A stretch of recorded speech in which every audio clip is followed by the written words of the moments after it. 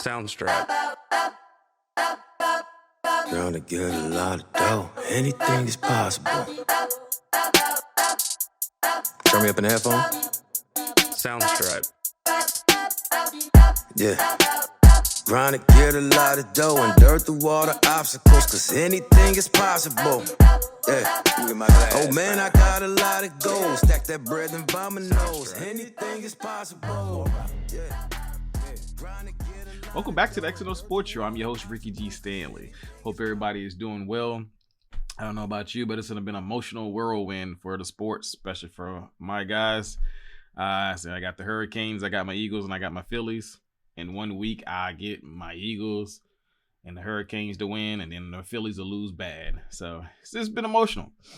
It's the best part of sports, though. Like, it's up and down. You got to go roll with it if you are a true fan. I am a true fan, and I don't switch teams like some of you. But speaking of Hurricanes, yeah, I've been a fan since about 1999. So that was right at the peak when they started winning championships. But I was only like 8, 9. So that was one of the first two teams I watched. It was the Hurricanes, and my cousin was a Florida State fan. So that's how we built that rivalry between the two of us. Personally, I'm frankly tired of watching the same thing happen every year since 2002. They'll get a new coach in after they fire one, get a bunch of recruits. They don't pan out. They lose badly 1 year, then they fire the coach. It happens like every 4 years. So after about 2003, 2004, that was when like the peak of the talent started to leave. Like they go into the NFL, and it was just bad after that. So we had one guy, I remember Kyle Wright, couldn't hit the side of a barn, but he could throw it 60 yards. We didn't play well with him at all. And like I said, it's the same thing every year. Like I think 2009, we got the number 1 recruiting class. Miami normally don't get the number 1, but at least top 10. I think we won 7 games the first year with that team, and then we won like 10, and then it was all downhill after that. And the same thing happens. Even when we got the guy, Mark Ritt from Georgia, I thought that was going to be the turning point because he got some good recruits in, started building a culture, and then after that, downhill. And he actually, resigned, which was fine. If you can't take it any further, just resign, which is fine. It was respectable. And then we get the defensive coordinator as the head coach. Had one decent season, 8-3, and then it's all downhill. So we fire him. Then we get this coach in. And every year we get a new coach. We have one embarrassing loss. And it seemed like if you're a Power 5 team, you don't lose to certain teams. You're not supposed to. I understand these smaller teams are getting more talented, and the play calling is miraculously. I don't care. The biggest thing between D1 and these other schools is size, and it should be speed. Now, these smaller schools do have speed, but there's a big size difference. And the fact that the money that they're pouring into these big universities, this is why a lot of times for the last 20 years, smaller schools couldn't keep up with bigger schools when it came to the weightlifting, the nutrition, and all that. Now it don't matter because the talent is across the board now. Using my guys for example, I've been a fan a long time. A couple years ago, we lost to FIU. So any guys that played NCAA back in the day, you always put FIU when you start a new dynasty to run up the score. And that's what other teams do. We lost to FIU in 2019. Embarrassing, right? You don't lose to those guys. But the thing is, this is not the first time. So roll that beautiful bean footage back a little bit further. 2019 as well. We was in a dogfight with Central Michigan and won 17-12. That's another team they shouldn't be on the field with you because of all the money that's poured into your program. At the end of the day, that doesn't make wins, but you have the advantage over every other team if you have millions of dollars being poured into your program. So, moving on to the next one. We lose to Louisiana Tech in the bowl game that year. Are you kidding me? We're talking about the same Louisiana Tech that played Jackson State last year in a bowl game. They beat us 14-0. So it's just like Louisiana Tech has a good program, but they should not be running up against Power 5 teams. They can beat up on Jackson State because the size of the athletes. So we had a 10-0 record in 2017. Me personally, it was fluke.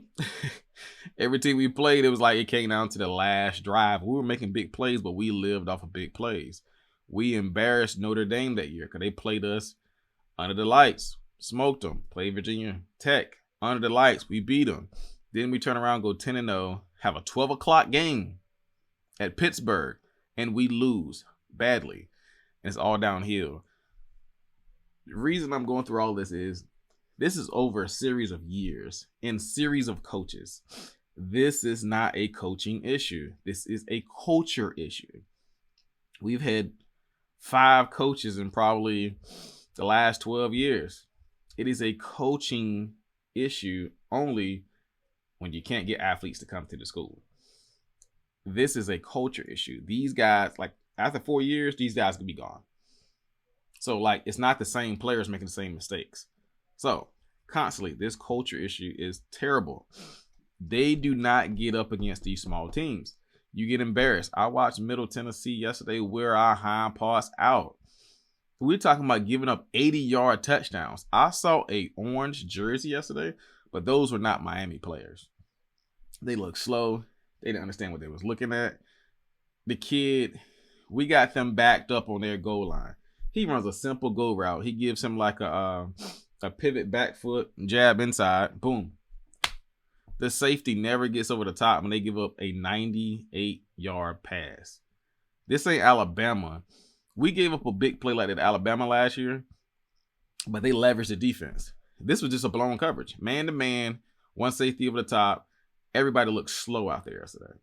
I don't know what they did the night before. That's piss poor. Now, this coach, it's his first year. So, no, we can't say, oh, let's fire him. No, that's going to defeat the purpose. That culture has to change. It hasn't changed since 2004. Next year will be 2023. Year after that be 2024. It's almost been 20 years of the same bad football. And it's pretty pathetic. It's not even embarrassing anymore. It was embarrassing to lose to FIU. And they didn't call us the University of Miami no more. They called us the University of Coral Gables, which is even worse. That team I watched yesterday, I went back and watched the team. Shout out to Middle Tennessee because they played well. And it wasn't one of those, oh, we lost because we beat ourselves. No, they beat us down. They called a jailbreak screen. This guy makes 2 guys miss and takes it for 80. Then they blew a basic cover 3 zone. My starting quarterback threw 2 picks in his first 2 passes. That's not fluke. That's just bad execution. Good Lord. And it's not just Miami. I've seen some other teams too that don't get up for these big teams and get embarrassed. Texas A&M. Yesterday, Kansas State beat Oklahoma. You must show up every Saturday. If not, you're going to get embarrassed. Miami, Texas A&M. Like Kansas is 4-0. Somebody on that list is going to get embarrassed because nobody wins against Kansas because they're a basketball team. Let's see who loses against Kansas this year if you don't get up against them. Shout out to these smaller teams. They ain't laying down no more. These big schools like Alabama, Miami, Florida State, put Savannah State and all these guys on their schedule because these teams get paid to play them and they run up the score on them. Looks good for stats. These teams is like, oh, y'all gonna put us on our schedule? We gonna get all type of ESPN ratings if we upset y'all. Miami, Texas A&M, Alabama, they take care of business. I think Georgia struggled with a team yesterday. They beat them, but it's just like, y'all put 8-9 guys in the league last year. That team shouldn't even be close to y'all in the first half. But as for Miami, I knew it was gonna be over with at halftime, 24-3. And we giving up bombs. Coaching. I'm talking to y'all now. Cover 1, cover 3 is not our friend. If you giving up 80 yards, your safety cannot cover both sides of the field. He is not Ed Reed. Even though Ed Reed is watching the game, he's not. He's not that good. So go 2 high safeties. If you're worried about somebody running down your throat, then you change it. But you can't go 1 high if you can't beat Middle Tennessee. So change it up. Go to a 4-2-5 with 2 high safeties. If not, let somebody else call the plays. So I like what I saw yesterday when it came to the guys still fighting. But the thing is, guys, it's Middle Tennessee. It should have been over at halftime. But let's see if they make the changes. As for our season, it is over. They should not rank us no more this year. I don't care if we win every last game after this. You should not be ranked if you're losing to a team that's probably ranked in the 200s out of 180 teams. See what I did there? But the season is over. We're just playing for stats and upsets for everybody else. So Miami, get it together. And we'll see if they make adjustments and other teams as well. But at the time, this is mine. I'm your host, Ricky G. Stanley. I am Trying to get a lot of dough. Anything is possible.